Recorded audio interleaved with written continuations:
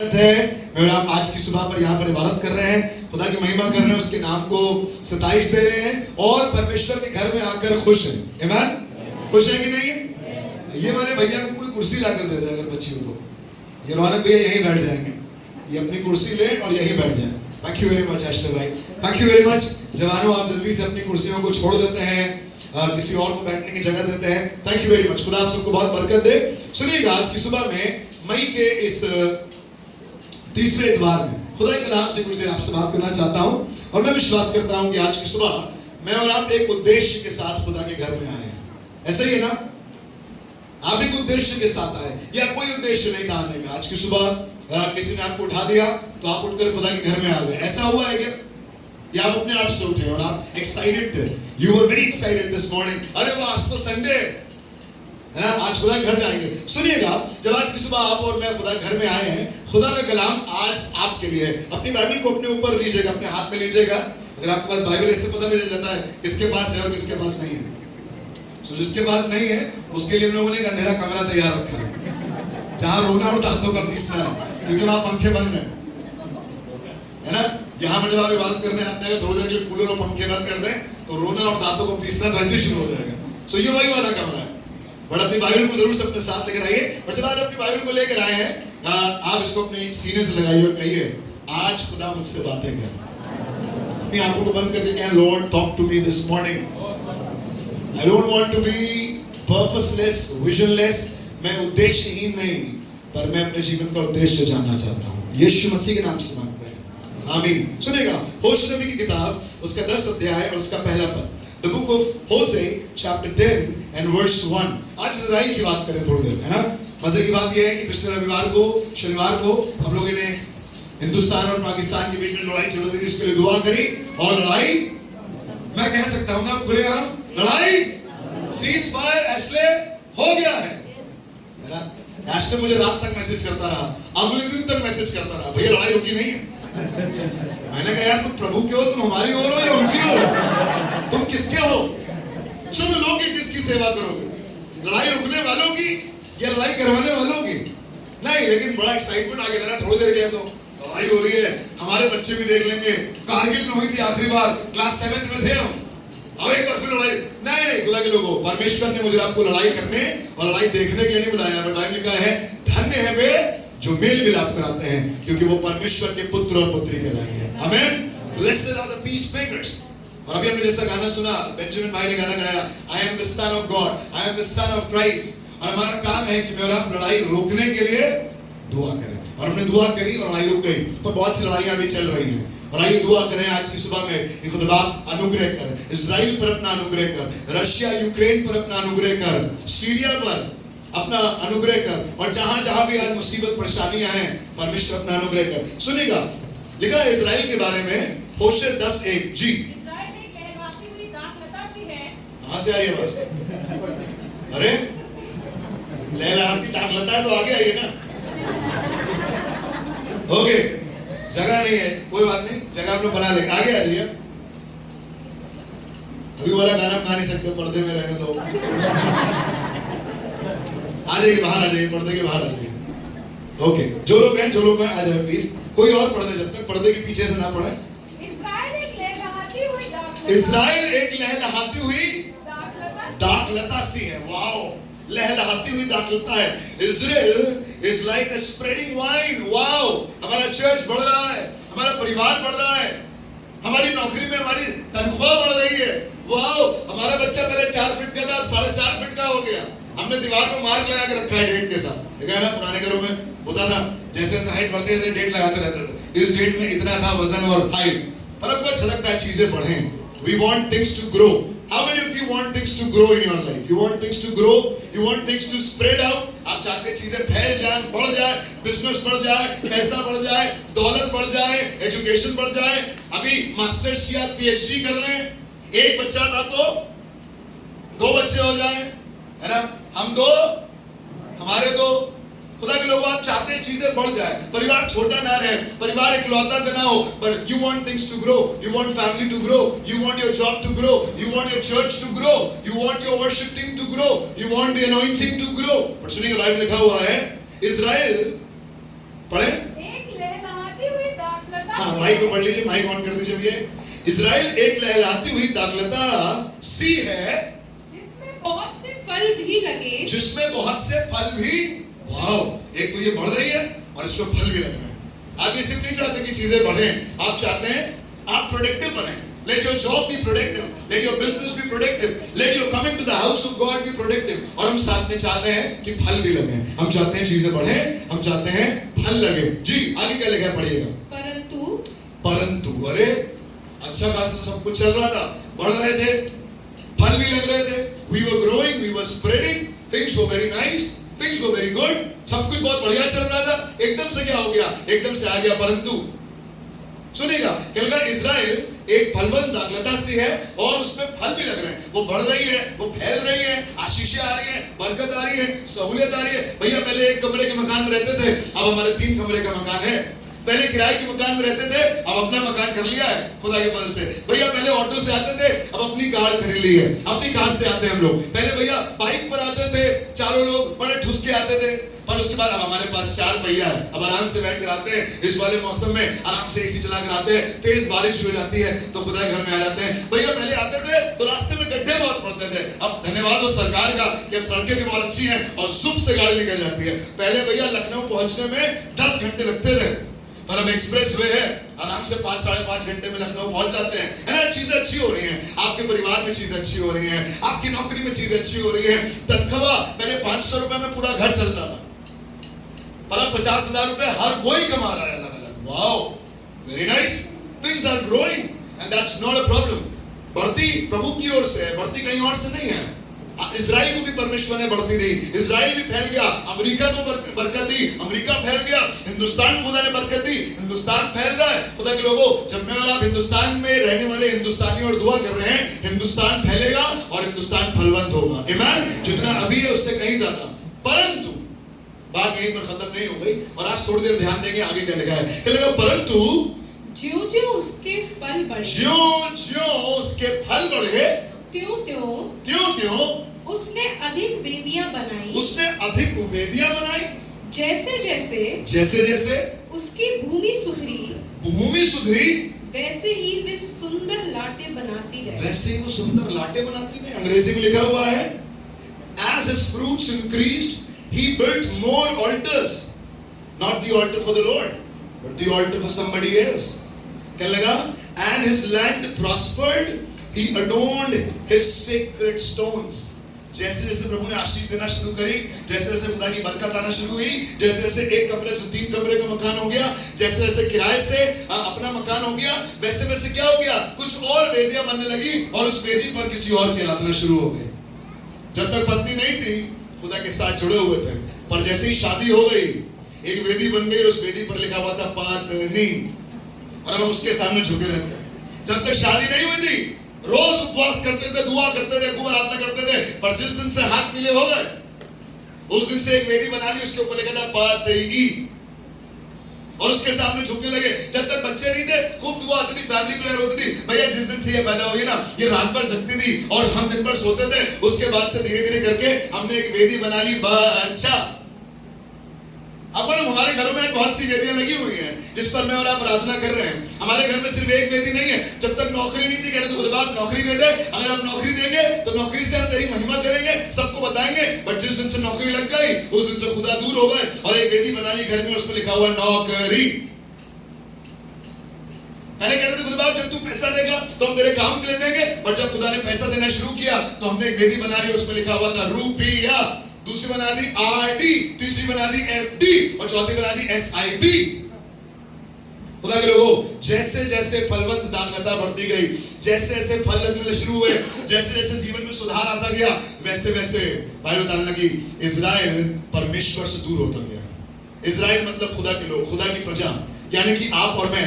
आज की सुबह में खुदा के लोगों, जैसे जैसे हम खुदा में बढ़ना शुरू हुए, जैसे जैसे हमने खुदा का काम करना शुरू किया, जैसे जैसे खुदा ने हमें आशीष देना शुरू करी। भैया पहले एक कमरे के मकान में रहते थे, पहले पापा मम्मी और हम 2 भाई रहते थे, फिर धीरे धीरे परिवार बड़ा होने लगा, जिम्मेदारियां बढ़ गई, नौकरी आ गई, भैया बहुत खर्चे हो गए, बहुत जिम्मेदारी हो गई, फिर हमने होम लोन ले लिया, फिर कार लोन ले लिया। अब हम उस तरीके से आराधना नहीं कर पाते।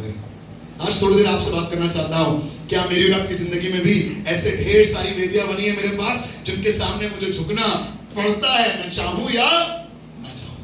बाइबल में कहा हुआ है इस्राएल एक लहलहाती हुई, जिसके पास बहुत जिम्मेदारी नहीं थी, it was an easy going, सब कुछ बढ़िया था। अब हम लहलहाते वो हैं जो हल्के रहते हैं।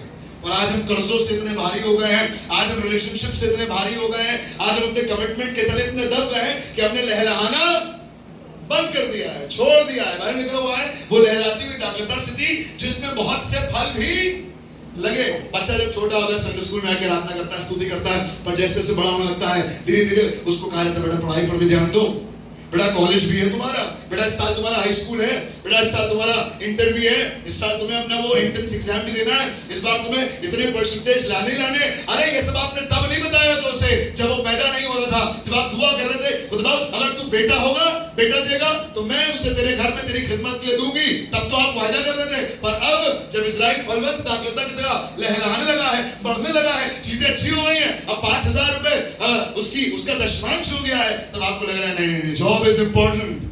But let me tell you God's people, if there is anything that is drawing you away from God, God will not be happy about it. चाहे वो आपकी पत्नी हो, चाहे वो आपका बेटा हो, चाहे वो आपका पति हो, चाहे वो आपके रिश्तेदार हो, चाहे वो आपकी नौकरी हो, चाहे वो आपका स्वास्थ्य हो, अगर कोई भी चीज आपको खुदा से दूर कर रही है तो खुदा को ये बात पसंद नहीं है। बाइबल में लिखा हुआ असामान्य जुए में ना जुतो। परमेश्वर ने जो दिया है उसमें लगे रहो, उसमें आनंदित रहो। 5 रोटी और 2 मछली में खुश रहो। पर जब हम बढ़ाने की कोशिश करते हैं, बिजनेस बढ़ाने की, रिश्तों को बढ़ाने की, और अब भैया थोड़ा सा हम भी निकलते हैं, थोड़ा सा हम भी सोशल होते हैं, थोड़ा सा हम भी जाते हैं पार्टी वगैरह में, नो प्रॉब्लम।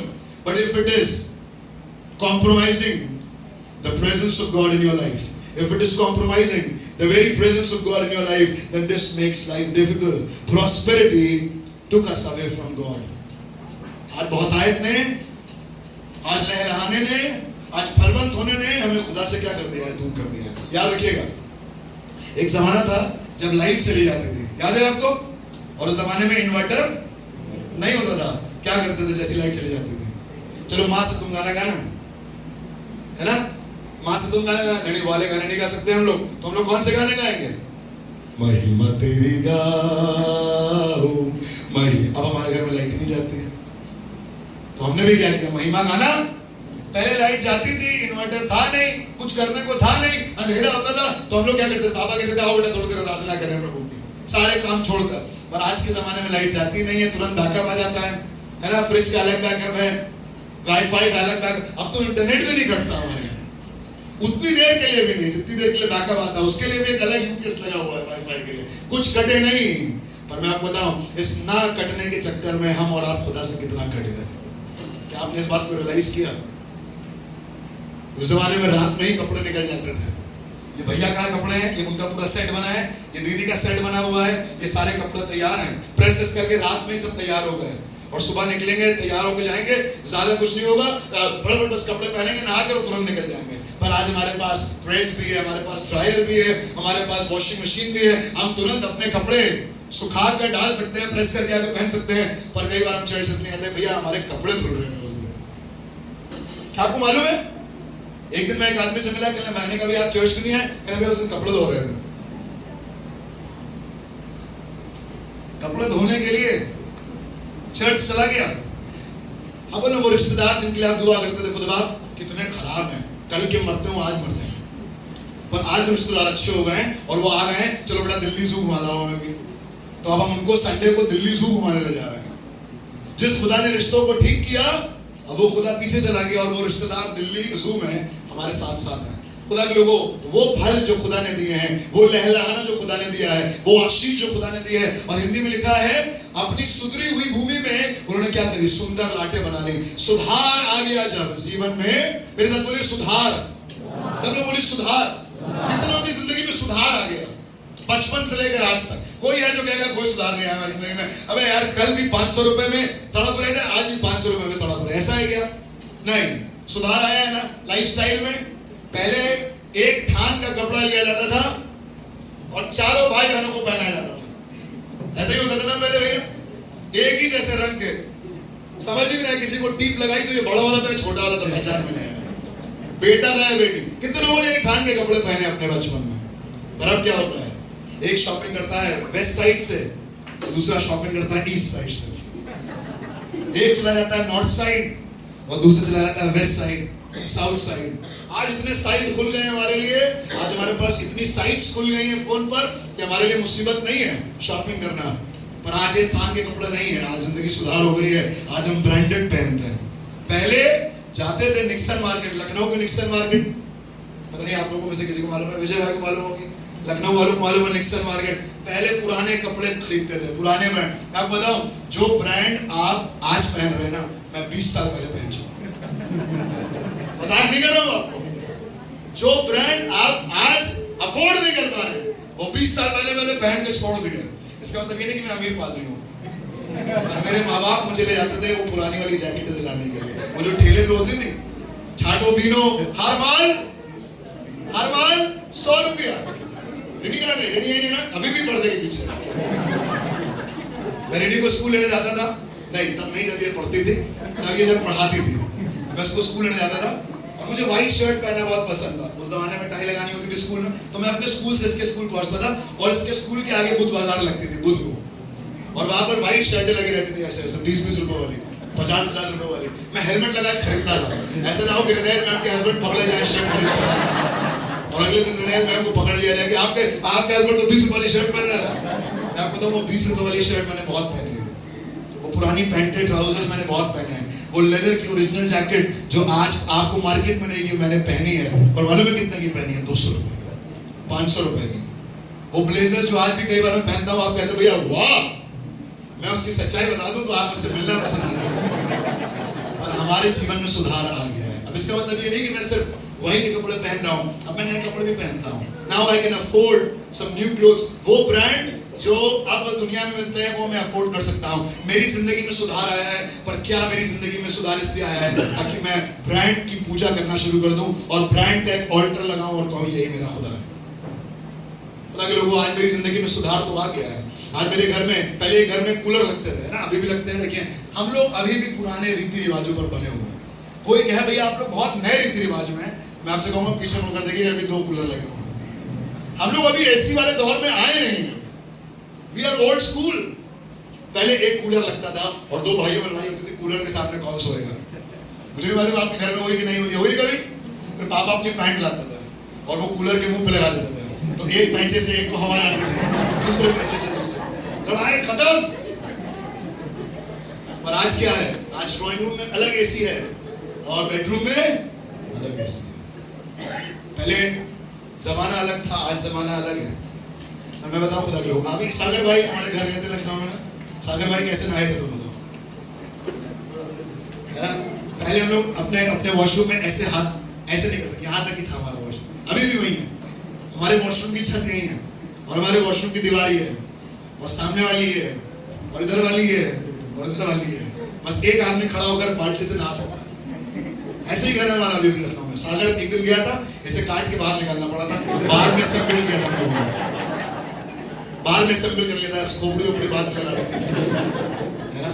नैना गई थी, आशीष गए थे, बहुत से लोग जाते हैं। और मैं जब भी किसी को लखनऊ ले जाता हूँ, वहां जरूर ले जाता हूँ अपने घर में, ताकि कभी आप ये ना भूलें कि आपका पादरी कितना जबरदस्त जीवन जी रहा है। पर मैं आपको हमेशा वहां ले जाना चाहता हूँ जहां से मैं निकला हूँ, और आज भी मेरे माँ बाप वहीं रहते हैं। और आप में से कोई भी जाना चाहे मेरे साथ चलेगा। I will let you know that there is prosperity in your life, not to glorify your prosperity but to glorify your God.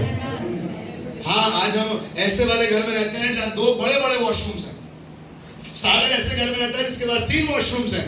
पर पौलुस कहने लगा मैंने मसीह में बढ़ना और घटना दोनों सीखा है। पर जब हमारी जिंदगी में सुधार आ जाता है, कई बार हम वेदी बना लेते हैं। बाइबल ने कहा हुआ इजराइल के बारे में, इन्होंने वेदी बना ली, एक अच्छे जीवन की वेदी बना ली। आज हमारे पास टेक्नोलॉजी है, आज हमारे पास जूम है, पर मजाल है कि कुछ लोग जूम पर लेडीज प्रेयर में जुड़ जाएं। मजाल है कि वो मेंस प्रेयर में सैटरडे को जुड़ जाएं। मजाल है कुछ लोग जो बाइबल स्टडी को मंडे सुबह 10 बजे जुड़ जाए और रात में 10 बजे जुड़ जाए। इतनी टेक्नोलॉजी होने के बाद भी अभी भी हमें खुदा का कलाम और दुआ करना पसंद नहीं है। मैं बताऊं क्यों? For a very simple reason. मैं किसी को ब्लेम नहीं कर रहा हूं, बट दिक्कत यह है कि उसी आराम ने मेरी जिंदगी में ऐसे वेदियां बना दी हैं कि आज मैं लेडीज प्रेयर 6:30 बजे वाली वेदी में खुदा के सामने नहीं झुक रहा हूं, उसी समय की किसी और वेदी पर झुक रहा होता हूं। मैं मेंस प्रेयर जो सुबह 9 बजे होती है शनिवार को, जहां पर मैं खुदा के सामने, अमन भैया कौन सी वेदी लगाते हैं आप वहां पर? किसी और की वेदी लगा रहे हैं? नहीं, मैं खुद रहता हूं, किसी की और वेदी नहीं है, खुदा की वेदी है। पर दिक्कत ये है ना, उस समय भैया सैटरडे और हमें सोना होता है, उस समय हम सोने वाली वेदी पर बैठे हुए हैं। और मैं आपसे कहना चाहता हूं, खुदा के लोगों, वो बिस्तर देने वाला खुदा है, वो एयर कंडीशन देने वाला खुदा है, वो नींद देने वाला खुदा है। और अगर आपने उसको छोड़कर किसी और की वेदी के सामने झुका, तो बाइबल में लिखा हुआ है खुदा को ये बात पसंद नहीं आती है। फिर से पढ़ना नया शायद को, फिर से पढ़िएगा जी। इस्राएल एक लहलहाती हुई दाखलता सी है, दाखलता सी है जिसमें बहुत से फल भी लगे, बहुत से फल लगे, परंतु ज्यों-ज्यों उसके फल बढ़े, ज्यों-ज्यों फल बढ़े, टेक्नोलॉजी आ गई, एंटरटेनमेंट आ गया, कन्वीनियंस आ गया, इंफ्रास्ट्रक्चर बहुत बढ़िया हो गया। क्या रोड्स हैं, अब तो उबर बुक करके आ सकते हैं, अब तो आराम से कैब करके आ सकते हैं, अब तो आराम से मेट्रो पकड़ के आ सकते हैं, अब तो टेक्नोलॉजी बहुत बढ़िया है, अब तो मिडवे जा सकते हैं आराम से, अब तो बारलोगंज मसूरी जा सकते हैं खुदा की महिमा करने के लिए। Everything is so good and at our convenience and at our disposal. But दिक्कत ये है कि भैया मुश्किल हो जाएगा। मुझे समझ में नहीं आता, जिस खुदा ने सब कुछ दिया है उससे मिलने के लिए मुझे आपको कौन सी चीज रोक सकती है? पौलुस कहलेगा, कौन है जो मुझे मसीह की मोहब्बत से बताओ? Is it your family? Let me tell you God's people, if it is your family above God, then God would be against your family. If your job is against God, then God would be against your job. If your relationship, if your money, if your convenience, if your infrastructure, your house, your car is above God, then God is going to be against everything. वो खुदा वो पुराना वाला आशिक है। सुना आपने? किसी दिन वो फोन करेगा, उसे पसंद नहीं है कि उसकी किरण किसी और की हो जाए। ये वो आशिक है। उस वाले आशिक ने तो दूसरे का खून बहाया था, तो वो इतना खतरनाक आदमी था। इसने तो अपना खून बहाया है, सोचिए ये कितना खतरनाक हो सकता है। इसने अपना खून बहाकर आपको और मुझे अपनाया है, और ये होने नहीं देगा कि आप किसी और की हो जाए। कलीसिया किसी और की होने के लिए नहीं बनी है, कलीसिया सिर्फ खुदावंद खुदा की होने के लिए बनी है। कलीसिया सिर्फ खुदा की महिमा गाने के लिए बनी है। कब तक? अबद तक महिमा तेरी गाऊं, महिमा तेरी गाऊं, महिमा तेरी गाऊं। जब सैलरी आएगी, जब स्वास्थ्य ठीक रहेगा, एक बार जब बच्चा पैदा हो जाएगा तब, एक बार जब बच्चा स्कूल जाने लगेगा तब, एक बार जब अच्छी नौकरी लग जाएगी तब, एक बार जब अपना मकान हो जाएगा तब, एक बार अच्छी सैलरी आना शुरू हो जाएगी तब। यही तो लिखा है गाने में। क्या कह रहा है? महिमा तेरी गाऊं अबद तक, हमेशा, सदा, सर्वदा। खुदा के लोगों, if it is your health, God is going to be against it. If it is your wealth, God is going to be against it. मैं कुछ पदों को आपके बीच में पढ़ रहा हूं, अपनी बाइबल को बंद कर दीजिएगा जल्दी से। अगले 5 मिनट में कुछ पदों को पढ़ के खत्म करेंगे। मैं आपको कुछ लोगों से मिलाता हूं, सुनिएगा। लूका 17:15। तब उनमें से एक ये देखकर कि मैं चंगा हो गया, 10 कोढ़ी थे, उनमें से एक कोई रियलाइज हुआ कि मैं चंगा हो गया। 10 चंगे हुए थे, पर रियलाइज एक को हुआ कि मैं चंगा हो गया। लिखा हुआ है, ऊंचे शब्द से परमेश्वर की बड़ाई करता हुआ लौटा। कैसे शब्द से? भैया आप लोग चिल्लाते बहुत हैं वर्शिप में, आप लोग गाना बहुत ऊंचा गाते हैं, बहुत हाई गाते हैं, आप लोग बहुत जोर से बोलते हैं, your tone is so high. Bible लिखा हुआ है, वो ऊंचे शब्द से परमेश्वर की महिमा गाता था। लिखा हुआ है, वो ऊंचे शब्द से परमेश्वर की बड़ाई करता हुआ लौटा और यीशु के पांव पर मुंह के बल गिरकर उसका धन्यवाद करके कहने लगा, और वो सामरी था। इस पर यीशु ने कहा, क्या 10 शुद्ध ना हुए तो फिर वे 9 कहां हैं? देखिए, हेल्थ तो सबको मिली, पर लौटा महिमा करने एक वेदी पर। बाकी कौन सी वेदियों पर चले गए मुझे नहीं मालूम। बाकी 9 आज कौन सी वेदी पर प्रार्थना कर रहे नहीं मालूम, पर एक वापस लौटा। मैं बताऊं, खुदा ने जो आपको हेल्थ दी है, खुदा ने जो आपको चंगाई दी है, अभी किसी ने कहा था कितने लोग बीमारी से चंगे हुए हैं, लोगों ने हाथ उठाया था। ये जो चंगाई खुदा ने आपको दी है, इसको महिमा के लिए, खुदा के लिए इस्तेमाल करिएगा। चंगे होकर अपनी प्रायोरिटी अपना जॉब मत बनाइएगा, चंगे होकर अपनी प्रायोरिटी अपनी फैमिली मत बनाइएगा। और if God has heeled you, use your health for the glory of God. यहाँ पर आकर पसीना बहाइए, यहाँ पर आकर खून बहाइए, यहाँ पर आकर मेहनत करिए। अगर कमर में दर्द है तो भैया आज ये भारी वाला स्पीकर मैं उठाऊंगा। अगर डिस्क स्लिप हो ही गई है तो थोड़ा सा और स्लिप हो जाने दीजिए, पर आप महिमा गाइए, क्योंकि जो महिमा गाएगा वही खुदा की बड़ाई को देखेगा। 9 चले गए, एक ही वापस लौटा। इनका सुधार हो गया जीवन में। अभी हम बात करते हैं सुधार की, इनकी सेहत में सुधार आ गया, पर 9 वापस लौटे नहीं। आज कलीसिया में भी ऐसा ही हो रहा है, जहां सुधार मिल जाता है, जहां रिश्ता तय हो गया, जहां खुदा ने आशीष दे दी, जहां बढ़िया नौकरी मिल गई, जहां बिजनेस सेट हो गया, जहां बढ़िया शादी हो गई, बस खत्म हो गया। आपका छोड़िए, मैं खुद ऐसा था आज से 10 साल पहले, मैंने खुद ये काम किया था। पर आज आपसे कहना चाहता हूं खुदा के लोगों, अगर आप खुदा को छोड़कर किसी और को महिमा देंगे तो खुदा उसको आपकी जिंदगी से अलग कर देगा। वो जो पर्दे के पीछे बैठी है, ऐसा नहीं कि बहुत वैसी वाली है जो हमेशा पर्दे में रहती है, पर आज पर्दे में है। एक दिन ये मेरी जिंदगी से जाने वाली थी, मेरी पत्नी, मेरा बेटा जाने वाला था जो 6 महीने का था, क्योंकि उस समय मैं किसी और वेदी पर जाकर झुक रहा था। मेरी नौकरी, मेरा काम, मेरी सेवकाई, मेरा जीने का तरीका मेरे लिए ज्यादा जरूरी था। खुदा के लोगों, फिर खुदा ने एक दिन पकड़ा, और खुदा जब पकड़ता है तो मुश्किल होती है। लूका उसका 18, 22, 23 सुनिएगा, सिर्फ सुनिएगा ध्यान से। ये सुन यीशु ने कहा, तुझ में अब भी एक बात की घटी है, अपना सब कुछ बेचकर कंगालों को बांट दे और तुझे स्वर्ग में धन मिलेगा, और आके मेरे पीछे हो ले। एक अमीर आदमी यीशु मसीह के पास आया, कहने लगा उद्धार पाने के लिए मैं क्या करूं? तो कहने लगा आज्ञाओं को माना कर। कहने लगा मैं तो बचपन से मानता आया हूं। कहने लगा अच्छा सुनो, अगर सब कुछ करते आए हो तो मैं अभी भी एक बात की कमी है। कहने लगा जो कुछ तुम्हारा है वो कंगालों को दे दो और मेरे पीछे हो लो। सुनिएगा, वो ये सुनकर बहुत उदास हुआ क्योंकि वो बड़ा धनी था। आपने देखा कभी धनी आदमी उदास हो? धनी आदमी उदास हो जाते हैं जब यीशु के पास आता है। आज कलीसिया में बहुत से लोग हैं जो इस बात से आप लोग बहुत पैसा मांगते हैं, चर्च के लिए पैसा मांगते हैं, लखनऊ के लिए पैसा मांगते हैं, आज भी मांगेंगे, है ना एग्नेस? आज भी मांगेंगे ना, आज भी मांगेंगे आपसे, कल भी मांगेंगे, अपना बन जाएगा, दूसरे के लिए मांगेंगे। आप कहेंगे भैया कभी तो रुको, कब थमोगे? हम कहेंगे जब सांसें थमेंगी तभी हमारा मांगना भी थमेगा। हम रुकेंगे नहीं, ये मत सोचिएगा कि एबीसी नोएडा की बिल्डिंग बन गई तो आप आजाद नहीं। जब तक ये मुस्कुराता हुआ चेहरा आपकी जिंदगी में रहेगा, जब तक मैं आपके सपनों में आने नहीं लगूंगा बिल्डिंग फंड लेकर, यहां देना है पैसा, वहां देना है पैसा। गॉड्स पीपल, क्या लगा? वो वहां से लगे कि बड़ा धनी था। धनी था मतलब जीवन में सुधार था, there was wealth, there was everything that he needed, but he never wanted to bow down to the altar of Christ. उसने अपनी वेदी इतनी बना रखी थी कि उसे लगा कि नहीं नहीं नहीं नहीं नहीं, यहाँ पर झुकना नुकसान होगा, चलो वहीं चले, और ये वहां चला गया। मुझे नहीं मालूम आपकी हेल्थ अगर एक वेदी है जो आपको खुदा से दूर कर रही है, या आपकी वेल्थ एक वेदी है, लिखा हुआ वो उदास होकर वहां से चला गया, उसको उद्धार नहीं मिला, उसको छुटकारा नहीं मिला।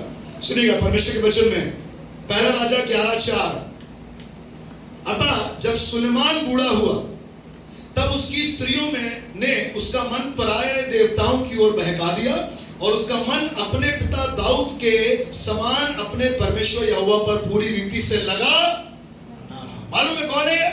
सुलेमान, जिसको परमेश्वर ने बुद्धि दी थी, जिसको परमेश्वर ने ज्ञान दिया था, जिसको परमेश्वर ने पत्नी नहीं पत्नियां दी थी। उस जमाने में राजा लोगों की पत्नियां होती थी। मैं कभी कभी रीनी को एहसास दिलाता हूं कि वो कितने अच्छे दौर में है ना? अगर आप अपने कंप्लेंट करें अपने हस्बैंड से, क्या मिला मुझे तुमसे शादी करके, तो उसे कहेगा आज के जमाने में तुमने मुझसे शादी करी है, वरना अगर उस जमाने में होता तो एक नहीं होती, बहुत सी होती।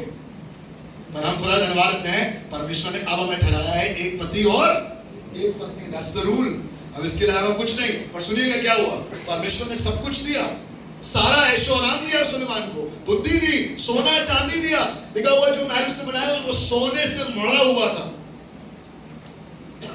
और लिखा हुआ बाइबल में, इतनी बहुतायत के कारण उसका मन परमेश्वर से हट गया। उसकी औरतों ने, उसकी बीवियों ने, I don't know God's people about your family, but if your family is drawing you away from God, that is not the will of God. खुदा ने आपको परिवार इसलिए नहीं दिया है। मेरे वो जिनकी शादी हुई है अभी अभी, जवान पति पत्नी, ये मत सोचिएगा कि आपकी शादी इसलिए हुई है ताकि आप अच्छा जीवन, सुखी जीवन बिताएं, परिवार को बढ़ाएं। God has brought you together under a plan, and that plan is to glorify God. अगर खुदा आपको औलाद देने पर है, वो उसने नहीं दिया कि आप उसे इंजीनियर डॉक्टर बनाए, पर वो इसलिए दिया ताकि एक दिन वो बाहर निकलकर खुदा का खादिम बने और कहे जैसे मेरे माँ बाप ने खुदा की खिदमत करी है, मैं भी खुदा की खिदमत करूंगा। यस, किसी का आमीन नहीं निकल रहा है अभी तक। है आमीन निकलने की ताकत है आपके अंदर। जब खुदा बेटा देगा तो खुदा की खिदमत करेगा, जब खुदा बेटी देगा तो उसको मैं खुदा की खादिमा बनाऊंगी। Can you say that? नहीं, हमें तो अभी भी डॉक्टर बनाना है, हमें तो तो अभी भी इंजीनियर बनाया, अरे डॉक्टर इंजीनियर दुनिया के लोगों को बनाने दीजिए। आप कहिए मेरा परमेश्वर मेरे साथ है और मेरा बेटा एलिया की तरह परमेश्वर की महिमा करेगा। वो दुआ करेगा तो बारिश होगी और वो दुआ नहीं करेगा तो बारिश नहीं होगी। वो दुआ करेगा तो ऊपर से आग आएगी, वो दुआ करेगा तो आकाश के पक्षी आकर उसको खाना खिलाएंगे। आप हमेशा अपने बच्चों को खाना ना खिला पाए, पर एलिया के परमेश्वर ने उसको खिलाया है। सुलेमान की पत्नियों ने, कई बार परिवार आपका मन इधर उधर बहका देगा। सुनिएगा मत्ती 8:7-9, उसने उससे कहा मैं आकर उसे चंगा करूंगा। एक दिन एक सेंचुरियन, एक ruler, a man of authority, a man of power came to Christ, और उसने आकर कहा मेरा एक नौकर बीमार है, प्लीज उसके लिए दुआ करिए, वो बीमार है। हमें यीशु मसीह ने जवाब दिया मैं आकर उसे चंगा करूंगा। वाओ, कितना अच्छा है ना। आप मुझे फोन करें, भाई साहब जाओ भाई प्लीज बीमारी है, आ जाइए दुआ करना है, और मैं तुरंत आ जाऊँ। आपको अच्छा लगेगा कि नहीं अच्छा लगेगा? मेरा ये कहना कि मैं अभी आ रहा हूँ, अच्छा लगेगा? आप किसी को फोन करें भाई प्लीज देख लेना, और वो तुरंत आ जाए, अच्छा लगेगा? यीशु मसीह ने कहा मैं आकर उसे चंगा करूंगा। सूबेदार ने उसे उत्तर दिया हे प्रभु, मैं इस योग्य नहीं कि तू मेरी छत तले आए, परंतु केवल मुख से कह दे तो मेरा सेवक चंगा हो जाएगा। अच्छी बात है, मुझे इसके विश्वास में कोई कॉन्ट्रडिक्शन नहीं है। His faith was highly pleasing, but एक बात से मुझे मजा नहीं आया जो मैंने पढ़ा 90 पद में, कहने लगा क्योंकि मैं पराधीन मनुष्य हूं और सिपाही मेरे अधीन है, मैं एक से कहता हूं आ तो वो आता है, और दूसरे से कहता हूं जा तो वो जाता है, प्लीज मेरी छत के नीचे मत आओ। यीशु मसीह ने इसके विश्वास की तारीफ तो करी, पर मैं बताऊं खुदा के लोगों कितना अच्छा होता अगर यीशु मसीह इसके घर के अंदर जाता तो। क्या अच्छा था, दूर से कह देना या घर के अंदर जाकर। पर मालूम है घर के अंदर क्यों नहीं ला पाया यीशु मसीह को? Because he was a man of authority. उसके पास पावर था, वो शायद शर्माता था, उसको लगता है वो 2-4 लोग कंप्लेन कर देंगे मेरी सरकारी नौकरी चली जाएगी। भैया समझिए, यीशु मसीह आज बहुत से लोग प्रार्थना तो कर रहे हैं, दुआ तो कर रहे हैं, बट वो चाहते नहीं कि परिवार में किसी को पता चल जाए, वो चाहते नहीं कि नौकरी में किसी को पता चल जाए। बताओ खुदा के लोगों, किसी को पता चले ना चले, अगर यीशु मसीह आपके घर में है तो आपका घर, आपका मोहल्ला और आपका शहर हलचल से भर जाएगा, because Jesus is in your house। पर ये आदमी ने मना कर दिया मुंह पर यीशु मसीह ने कहा मैं आकर चंगा करूंगा। क्या लगा नहीं बताइए, मैं पराधीन मनुष्य, I am a man of authority. God's people, you may be a man of riches, you may be a man of health, you may be a man of family, you may be a man of authority, but if there is no Christ in your life, अगर आप यीशु के वेदी पर आकर दंडवत नहीं कर रहे हैं, तो मैं आपको बताऊं मेरा और आपका जीवन अभी वैसा नहीं है जैसे यीशु चाहता है। लगा इजराइल लहराती हुई दाखलता के समान है, उसमें फल लग रहे हैं, वो बढ़ रही है, आशीष मिल रही है, सुधार आ रहा है जिंदगी में, हेल्थ में सुधार आ रहा है, पर आराधना यीशु की नहीं हो रही है। वेल्थ में सुधार आ रहा है, पर आराधना यीशु की नहीं हो रही है। परिवार में सुधार आ रहा है, पर आराधना यीशु की नहीं हो रही है। आपको बताऊं, सामर्थ, अभिषेक, अथॉरिटी में सुधार आ रहा है, प्रमोशन मिल रहा है, खुदा आपको ऊंचे स्थानों तक ले जा रहा है, पर फिर भी सुधार नहीं आ रहा है, फिर भी आराधना किसी और की हो रही है। मैं आपको बताऊं आज की सुबह कौन है जिसकी आराधना मुझे आपको करनी है। लिखा हुआ है मत्ती 4:21, जी इसको पढ़ेंगे और दुआ करेंगे। पढ़िएगा, इसको सब खोल के पढ़िएगा। मत्ती 4:21, मैथ्यू 4:21 and 22। आज एक का एग्जाम्पल लेकर खत्म करूंगा। वहां से आगे बढ़कर यीशु ने और दो भाइयों अर्थात जब्दी के पुत्र याकूब और उसके भाई यूहन्ना को देखा। यूहन्ना और याकूब को देखा यीशु मसीह ने। वे अपने पिता जब्दी के साथ नाव पर अपने जालों को सुधार रहे थे। आप भी सुधार रहे ना, नौकरी करके आप भी सुधार रहे हैं परिवार। क्यों कर रहे हैं नौकरी? ताकि भैया परिवार में सुधार आ जाए। अभी बच्चा ये वाले स्कूल में पढ़ता है, हम चाहते हैं ये वाले स्कूल में पढ़ने लगे। अभी ये वाले क्लास में इतनी फीस लगती है, हम चाहते हैं जब आने वाले क्लास में आए और ज्यादा फीस लगे तो हमारे पास पैसे हो। We are working hard for the prosperity of our family. We are working hard for the prosperity of our health. हमारी हेल्थ में सुधार आए, हमारे वेल्थ में सुधार आए, हमारे रिश्तों में सुधार आए। हम एक कमरे से 2 कमरे में और 3 कमरे में, किराए के मकान से अपने मकान में चले जाएं। हम सब सुधार के लिए काम कर रहे हैं। लिखा हुआ यूहन्ना और याकूब जो जब्दी के पुत्र थे, अपने पिता की नाव में बैठकर उसके जालों का सुधार कर रहे थे। They were working as hard as we work. वो वैसे ही मेहनत कर रहे थे जैसे मैं और आप मेहनत कर रहे हैं। और सुनिएगा क्या हुआ। उसने उन्हें भी बुलाया वे तुरंत नाव और अपने पिता को छोड़कर उसके पीछे हो लिए। हालेलुया। क्या कह सकते हैं हालेलुया? सुधार कर रहे थे तो गलत काम थोड़ा कर रहे थे।